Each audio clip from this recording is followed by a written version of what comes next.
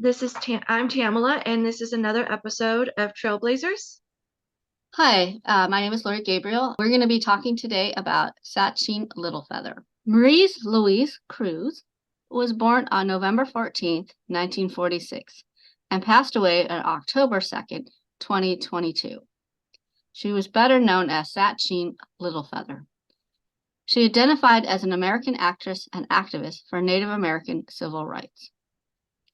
Early life. Littlefeather's mother, Geraldine Marie Cruise, was a leather stamper. A leather stamper is someone who uses stamps to create an imprint onto a leather surface. The craft person usually uses a mallet. Geraldine was of French, German, and Dutch descent and was born and raised in California. Littlefeather's father was Manuel Ybarra Cruz, a saddle maker. He was of Mexican descent. Mr. Cruz was also born and raised in California. Littlefeather attended North Salinas High School from 1960 to 1964 and was active in 4-H Club. She won awards in home economics categories such as food, preservation, and fashion. After graduating high school, she attended Hartnell Junior College and studied elementary education. At the age of 19, she spent a year in a psychiatric hospital. She had heard voices that pushed her to a suicide attempt.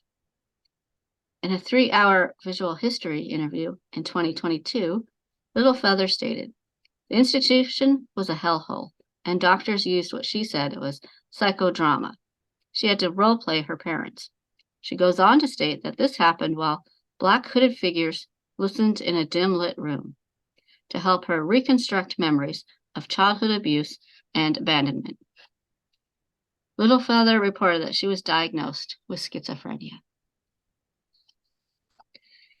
In 1969, she moved to the San Francisco Bay Area to pursue a modeling career. She carried a portfolio of photos taken by Kenneth Cook of Cook's Photography. During this time, Littlefeather began treatment for her schizophrenia. She said she was given Thorazine and other medications, but was mostly stabilized with much help from the San Francisco Bay Area Native American community. While she attended California State College at Hayward, which is now California State University in the East Bay, she studied dramatics and speech. During college, Sacheen continued to cultivate a Native American identity. Name change. Her first name became Sacheen because that was the name her father called her before he died. Sacheen states that I danced in front of my father and always wore a feather in my hair, and that's when my father called me Littlefeather. As time went on, Sacheen learned more about Native American customs from elders and other protesters, like Adam Fortunate Eagle, then known as Adam Nordwell. Accounts of abusive childhood. In interviews, Littlefeather has said that she had a difficult childhood. Her mother left her father when she was 4. She was taken to live with her maternal grandparents along with her 2 younger sisters. Her parents lived next door. She has stated her mother and 2 sisters were subject to their father's rage and beatings. In an opinion piece following her death, Navajo writer and activist Jacqueline Keeler wrote that Littlefinger's sisters disputed that their father had been abusive. They claimed that Littlefeather's account seemed to have been taken from that of how her father was raised. He had grown up in poverty and his own father was abusive. Littlefeather had only 7 film credits to her name. 2 of them were unnamed characters. She has stated, "I got a few jobs with Italian film crews, because in those days I was considered exotic, and that meant that you didn't get employment very often."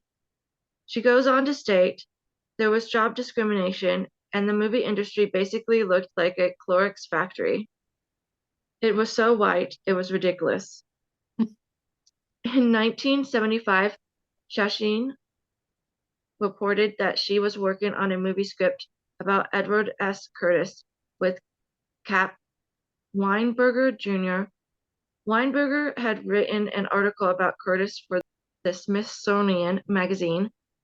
Mr. Curtis photographed a multitude of Native Americans. His goal was to document Native American life pre-colonization.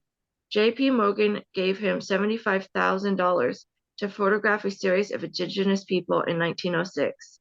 He was well compensated for his photographs. As a side note, Littlefeather was credited with co-founding the American Indian Registry for Performing Arts. Playboy magazine planned a spread called 10 Little Indians in 1972. One of the models was Littlefeather, but the spread ended up being canceled. In October 1973, they ran the photographs of Sacheen as a standalone feature, due to the fame she received at the Oscars.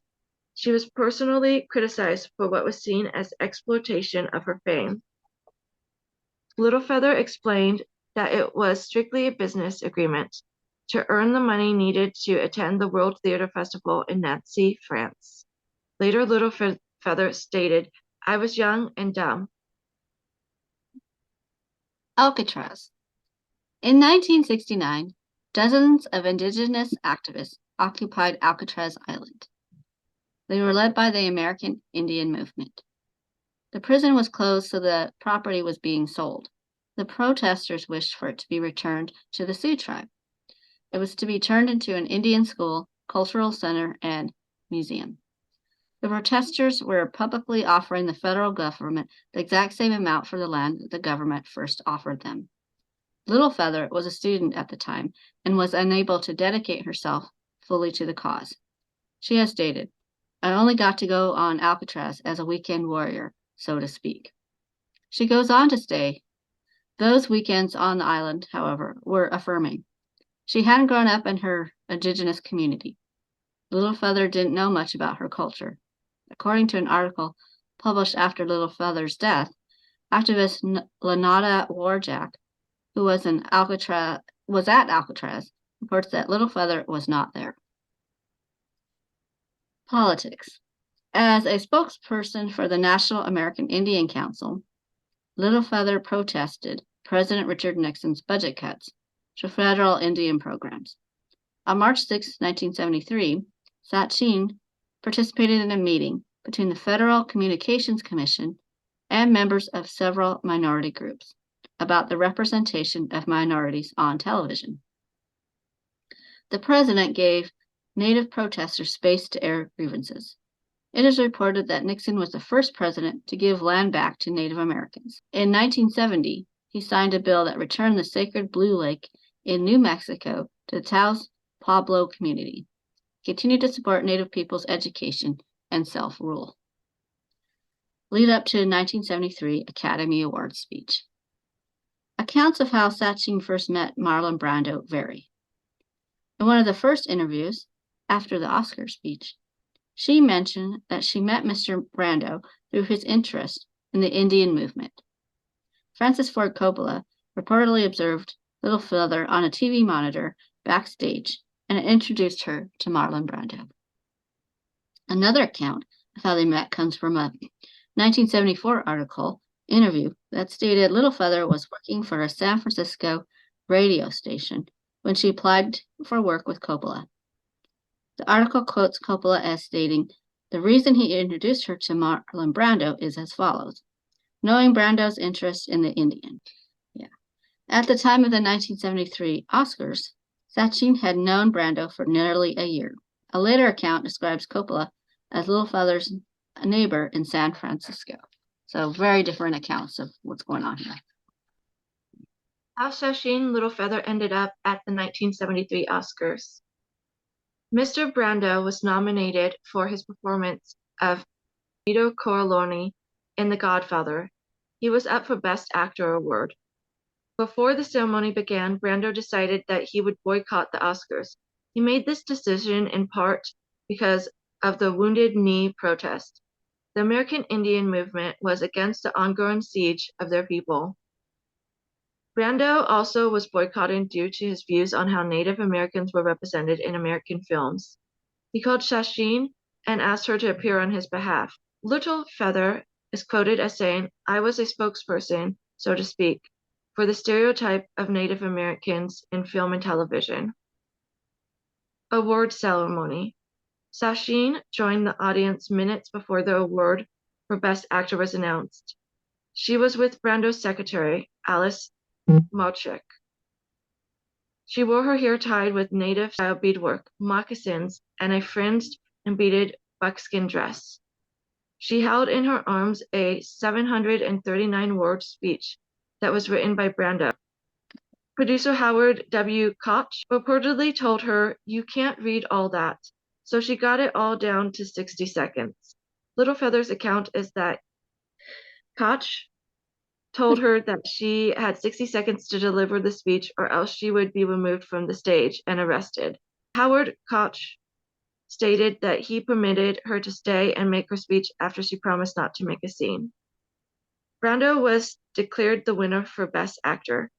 Littlefeather walked onto the stage and raised her hand to decline the Oscar trophy. This is what she said on stage. "Hello, my name is Sacheen Littlefeather. I'm Apache, and I am president of the National Native American Affirmation Image Committee. I'm representing Marlon Brando this evening, and he has asked me to tell you in a very long speech which I cannot share with you presently because of time, but I will be glad to share with the press afterwards, that he very regretfully cannot accept this very generous award, and the reasons for this being are the treatment of American Indians today by the film industry, booing and applause, and on television, in movie reruns, and also with recent happenings at Wounded Knee.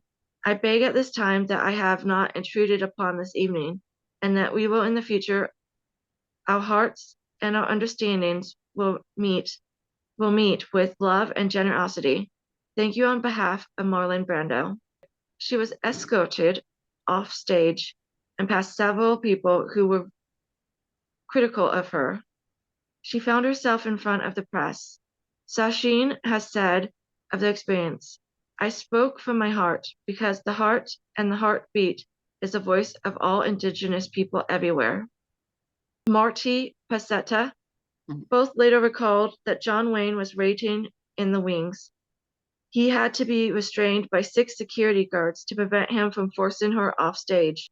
This account has since been disputed by film historian Farhan Naheem and biographer Scott Eyman.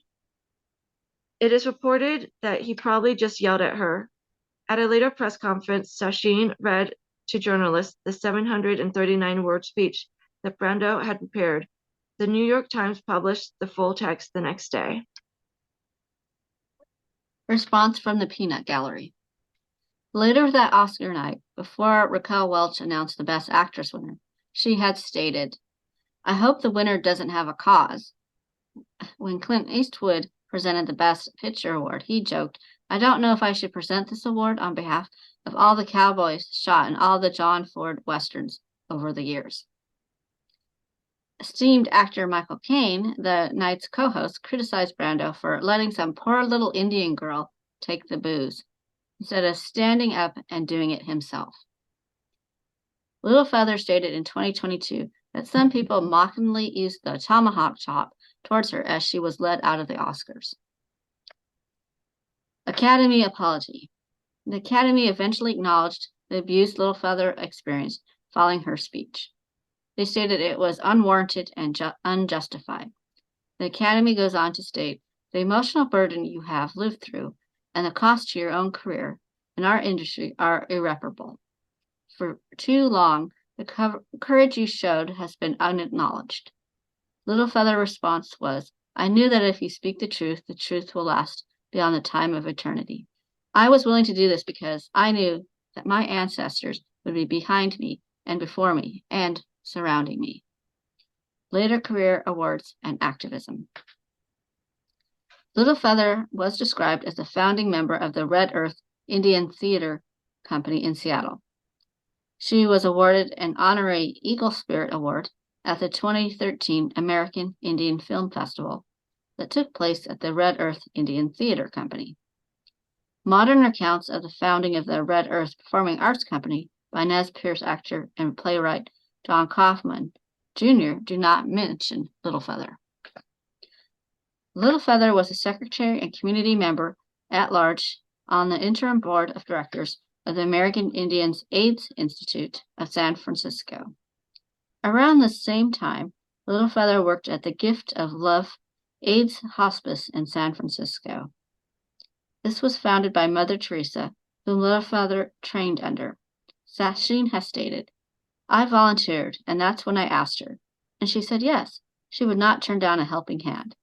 So I became a student of hers, if you will." Littlefeather has said of this experience, "We knew that our people were dying from AIDS, and that we were the only ones to take charge and to help our own people through the process of AIDS, and to help to go through the process of death to the other side." In 1990, it was reported that Littlefeather's brother had died of AIDS. Sacheen proclaimed, working on 2 shows for PBS, Remember Me Forever and The Americas Before Columbus. She is said to have participated in events related to a year-long celebration of the Americas before Columbus, but there is no record of a PBS show by either name being broadcast in 1992. In November 2019, Littlefeather received the Brando Award, which recognizes individuals for their contributions to the American Indian. From the Red Nation International Film Festival, Sacheen was involved in events commemorating the 50th anniversary of the occupation of Alcatraz, including serving as head powwow judge. Personal life. In 1973, Sacheen was married to engineer Michael Rubio. She was later in a 32-year-long relationship with and married Charles Cosheray Johnston. Sacheen studied orthomolecular nutrition and stated that she had wanted to see where all the white food came from. This led her to go live in Stockholm. Littlefeather stated that she wanted to travel in Europe to see where the white people came from, just as people are always going to reservations to see where the Indians come from. While traveling, she became interested in the foods of other diverse cultures and noted similarities between foods such as Spanish buñuelos and American Indian fry bread, as well as Russian pierogi and the meat pies made by her Kiowa friends. In 2018, Sacheen Littlefeather developed stage 4 breast cancer. It was a reoccurrence of breast cancer from which she was in remission for in 2012. She said in 2021 interview that the cancer had metastasized to her right lung. Littlefeather died in her home in California on October 2nd, 2022, at the age of 75. Image dispute. In 2015, Littlefeather proclaimed that her name and image were being used falsely to raise money claimed to be for the Lakota Nation. The money raised was never donated to any campaign. Ancestry dispute. Littlefeather repeatedly proclaimed that her father had White Mountain Apache and Yaqui ancestry. However, her sisters, as well as researchers who have looked into the claim, confirmed that she was of Spanish-Mexican ancestry and with no known ancestors who had a tribal identity in Mexico.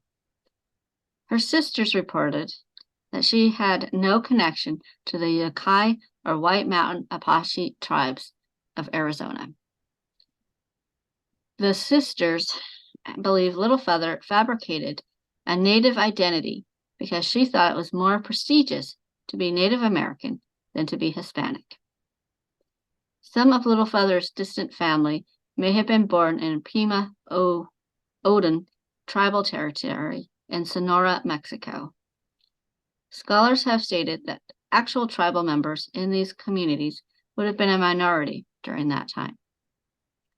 According to Liza Black, associate producer of history and Native American and Indigenous Studies at Indiana University, as well as a citizen of Cherokee Nation, Littlefeather was a troubled woman who made the stories of others her own. The Paskai Yakai tribe had reported that while neither Littlefeather nor her parents were enrolled tribal members, that does not mean that we could independently confirm that she is not of Yakai in ancestry, generally, from Mexico or the southwestern United States.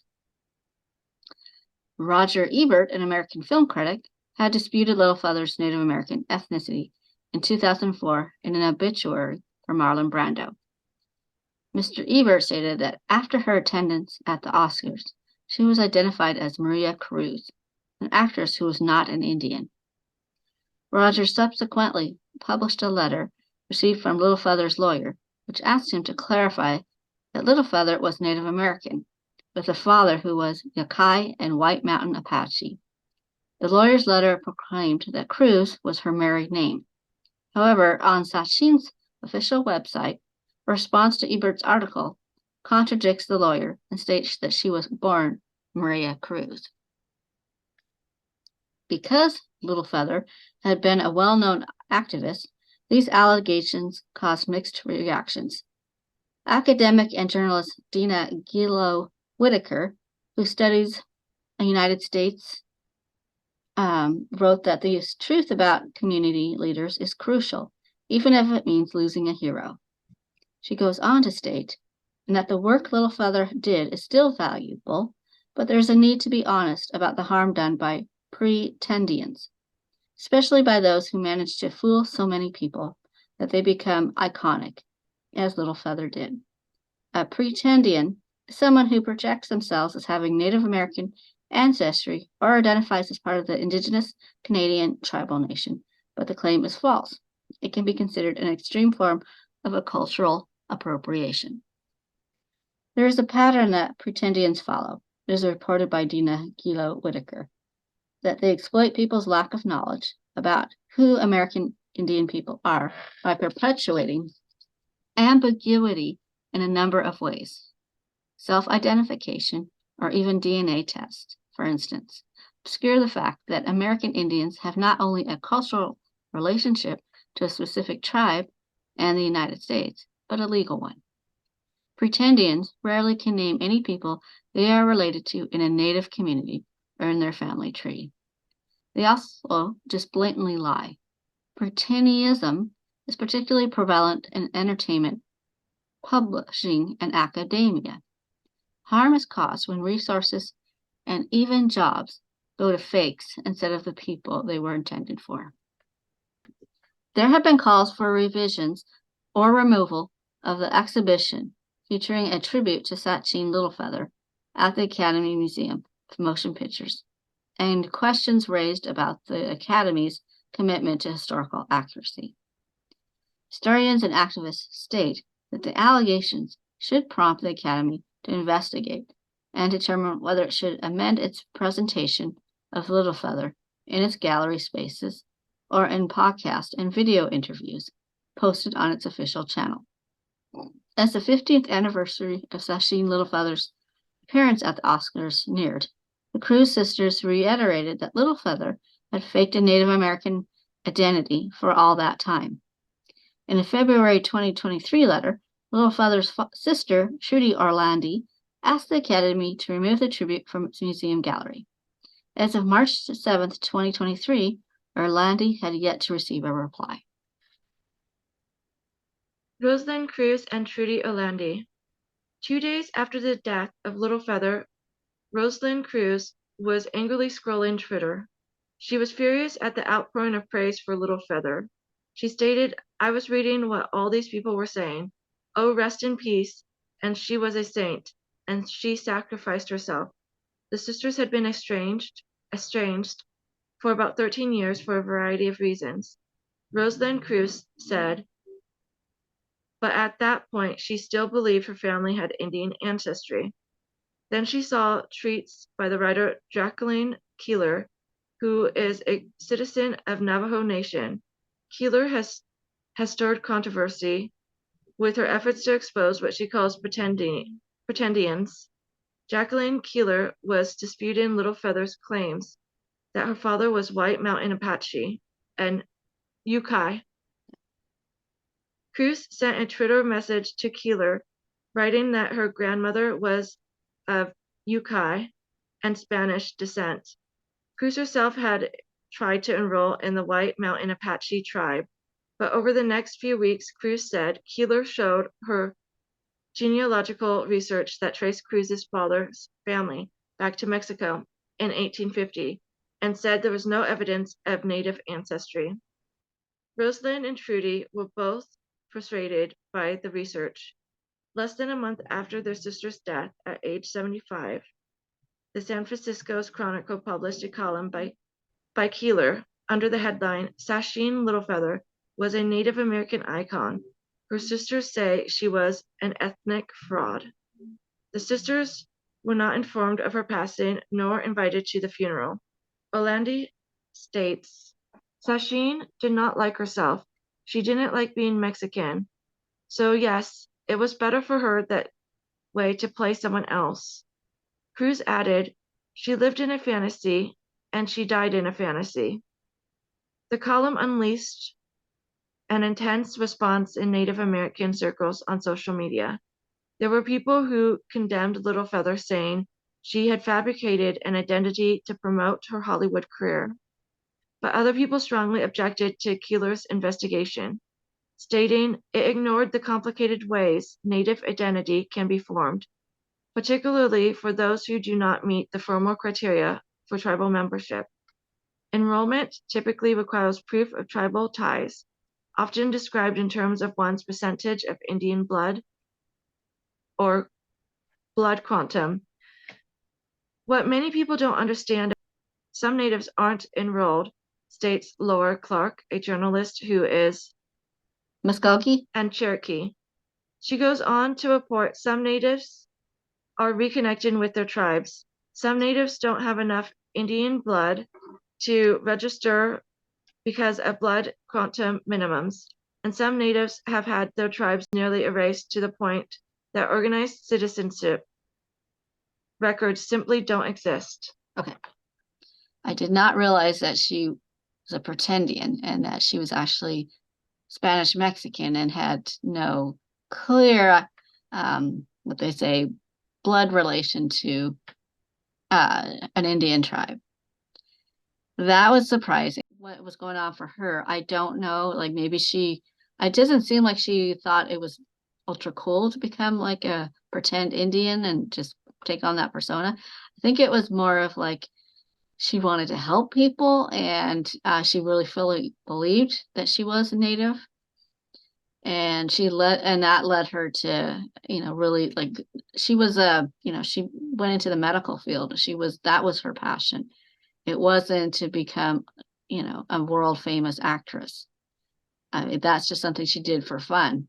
And when it didn't work out, she continued to help people in the medical field. She helped Mother Teresa. She helped people with AIDS. I think that was more of her interest. I don't agree that she was looking for the limelight and that's why she did it, and because she wanted to be a Hollywood icon. The way that she lived her life, it was more about helping people and not having the spotlight on her. And I think that she used the platform of like the Oscars to like really show that Native American people have been mistreated, and for that to for people to become aware of it. Lived her life. There obviously was some issues that she was having, that she was struggling with. She was diagnosed with schizophrenia. She tried to commit suicide when she was younger. And her brother died of AIDS. Those things are going to have an impact on your life. And I don't know if she got help for it or not. But I think that definitely played into her decision making. What are your thoughts on it? I think it's a complicated thing because I didn't know about the controversy either. But I have had some interesting perspectives on culture come into my awareness recently that make me kind of see this in an interesting way. and one was from a person of Mexican descent. And they were talking about how they, by interacting with a native person, gained more awareness of being Mexican, and like how like they're people from originally from Mexico were indigenous people, and it's like where we put the boundaries of things is kind of arbitrary, you Mm. know. Like there's some geographical stuff of where Mexico begins and like where Texas and like New Mexico are and like things like that if you look historically. And I don't know if like I mean obviously there are different cultures, but there are a lot of people who are of Mexican descent that I think had their indigenous cultures kind of erased. And so I could see them wanting to connect with indigenous cultures that are in the country that they're living to try to kind of reconnect. And it seems like she did do a lot of research and like spent a lot of time um, doing stuff with Native people. And I I don't know what to say like about like whether it's right or wrong, but at least she was like trying to authentically gain awareness. And you know, I think that I definitely am not the person to be able to make judgment on whether or not it's right or not. But I do think that she did a lot of good works in her life, and she did struggle with mental health issues. And so, that's a thing. I also think it's important to look at the fact that she had strained family relationships.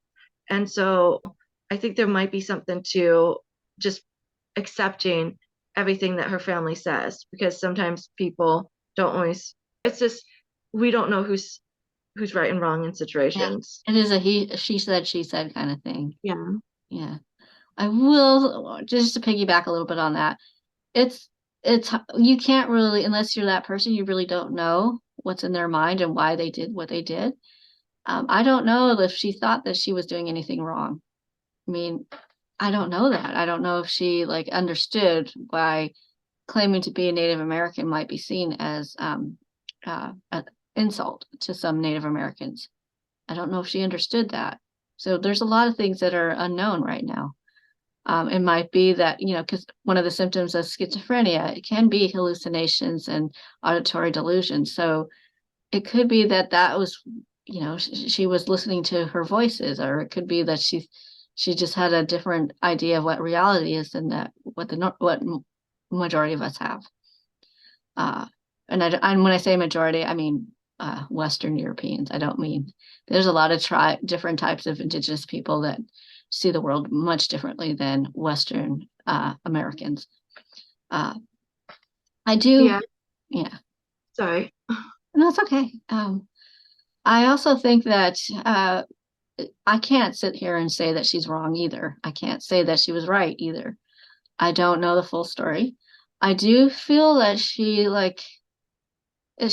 really doesn't strike me as somebody that was doing this maliciously, and that's why it's difficult. It's a complex situation. It's a complex issue because there's just a lot of things we don't know, and we don't. I mean, the sisters, they may be telling the truth, but it might be that there was some like maybe they're troubled as well. We don't really know enough about them to understand the full complexity of the issue and whether or not what they're saying is completely accurate. It might be, it might not be. There might be so many issues in the family dynamics that we're not aware of. Maybe she was Littlefeather was the scapegoat, the black sheep of the family, and just very misunderstood. And she didn't feel like she had the support of her family, and so she came up with a new identity. I mean, that might be happening, might not be. I'm just throwing that out there as a theory. I don't have any facts or evidence of anything that went on for her, except for what she has stated about herself and what other people have stated about her, which is also it's very gossipy. A lot of these people were like coming up with things when they didn't really know her. And identity is it's such a personal issue. It's so ingrained in who we are, our own where it's about belonging. It's about finding out who we are as individuals and in a group, where like what our place in the world is. And I know for like it is true that like for Black people and Native American people, a long time ago you were just decided what you were based on how dark your skin was.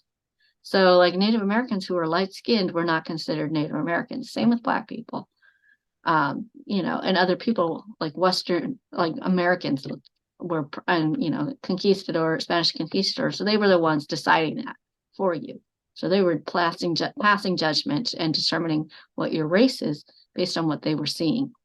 So it's not that they like got to know you and asked what you identify with and what beliefs and values you hold true to yourself, and whether or not you believe, whether or not you are doing cultural appropriation. None of that was going on. They were just saying, you look really dark skinned, so you're Black.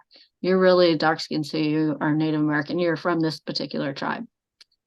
So that's the basis of it. When she was at the Oscars, people were doing like the tomahawk chop as a way to make fun of her when she was walking out of the Oscars. She was booed on stage and because they didn't think it was appropriate for somebody to be talking about this at the Oscars. And there's a lot of people that even today believe that celebrities aren't supposed to do that at the Oscars, not to speak their mind. Not and because and it doesn't make sense because they're not acting in that moment. This isn't their job. They are trying to speak out because they have this platform. And they're trying to get people bring awareness to the subject that they care about. And it's not like they're telling you what to do. They're just sending you giving you the message that they have. And I think that's what I know it's long-winded, but I think that's what Sacheen is trying to do when she went up to the Oscars is to tell people this is happening, and this actor who is refusing his award and boycotting the Oscars believes this. And so that's an important issue for us all to be aware of. So she did a lot of good, and I think that it shouldn't be overshadowed by whatever personal demons she had, whatever obstacle she was struggling with.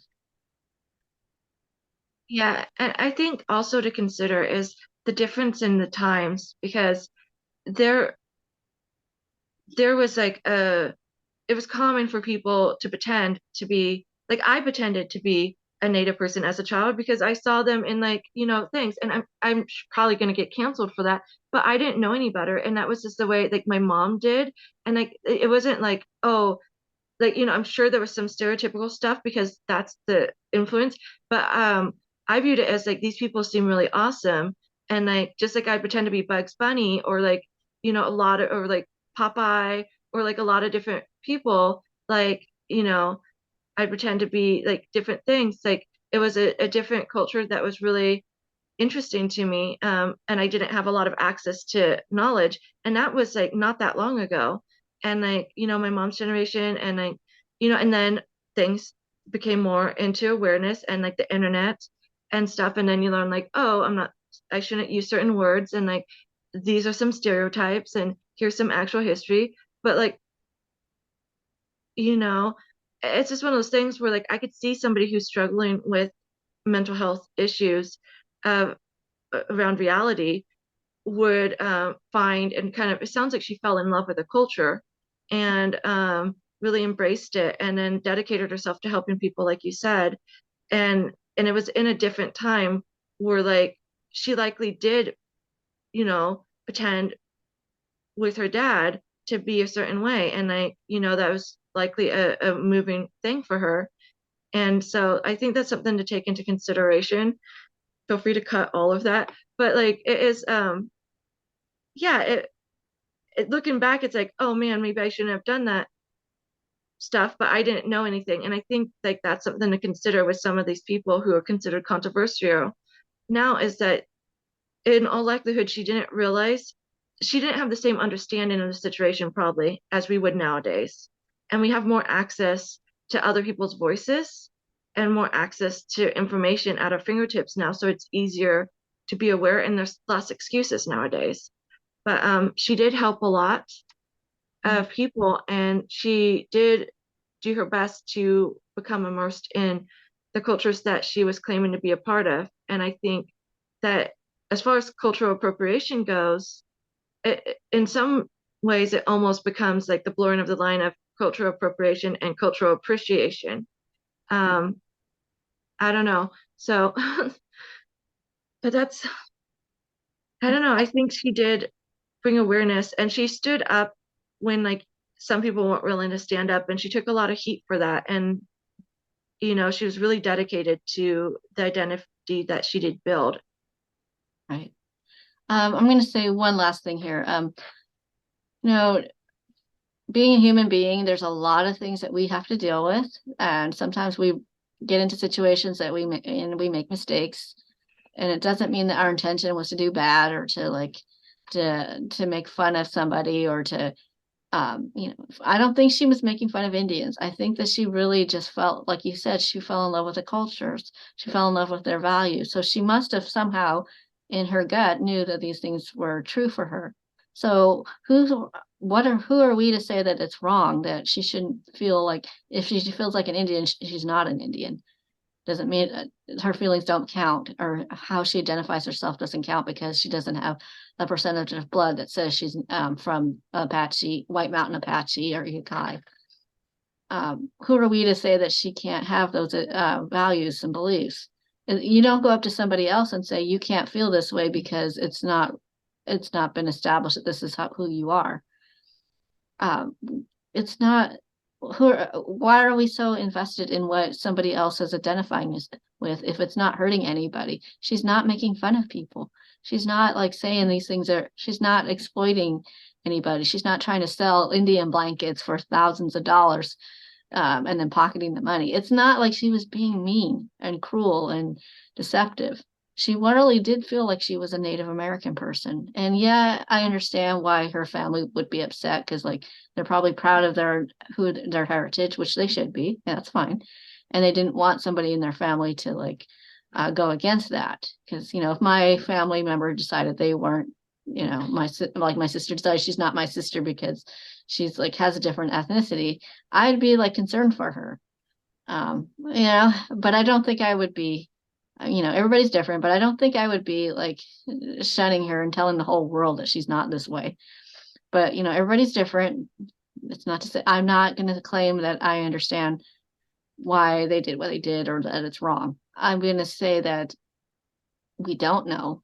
And the Cruise sisters probably felt like this was, she was lying. She was telling the whole world she was something she wasn't. And that's understandable as well. you know um I do think that a lot of times people are mistreated in the world, and their trauma dictates what they decide, and that might have been what Littlefeather was doing. She was trying to go towards values that aligned with hers because they felt right to her, but also because maybe the family she came from or the people around her, she didn't really fit in. And that was why I was thinking that maybe that had something to do with the family dynamics, because her sisters really wanted to tell the world how wrong she was for lying.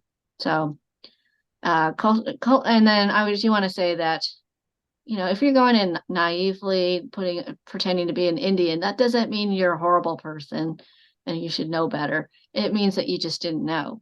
And to condemn people for things like that is just, it shows your own insecurities and your own biases. You're not getting to know the person. You're just assuming these things that you don't, that are just based on your own beliefs and not maybe something that's accurate. So, all right. And so with that, we're just going to say thank you, everybody, for watching this video all the way through the end. We do really appreciate it. We do have a kind of an announcement. So this was a limited series, the Trailblazers videos. And we have one more video that we're going to be working on. Both of us, I'm going to be creating a new show on YouTube that's going to be continuing on with, um, adversity subjects. And I believe Tamla is also going to be working on a new show. Yeah, And do you want kind to of say the anything about opposite that side. now? Yeah, I'm gonna be doing like a smaller series too about people who have inspired me or people who are helping out in the community. So kind of like separating what we've been doing here and each of us taking like part of it, which I think is great. Yeah. And so the reason why we're ending the series is because it does take a long time to edit these kind of videos. And we really we each have our own projects that we're doing, and it's just not, it's very difficult to keep up with it all. And we don't want to shorten the experience of these videos. We don't want to get burnt out. We want to make sure that they're high quality. We want you to enjoy them, and we want to make sure that we're giving it our all. And so we do very much are still going to work together eventually. We're still friends. This isn't an unhappy decision. Uh, we look forward to your comments, to look, to your likes, your suggestions and your comments. We really do appreciate those because it shows us that you are watching the show and you're getting something out of it. We would also like more subscribers, so that because that helps us to, like, when we do our new shows as well, as to be able to eventually get monetized. So because we will definitely be able to continue on doing these videos. All right, and thank you guys for just sticking with us. Thank you. All right. Thank you.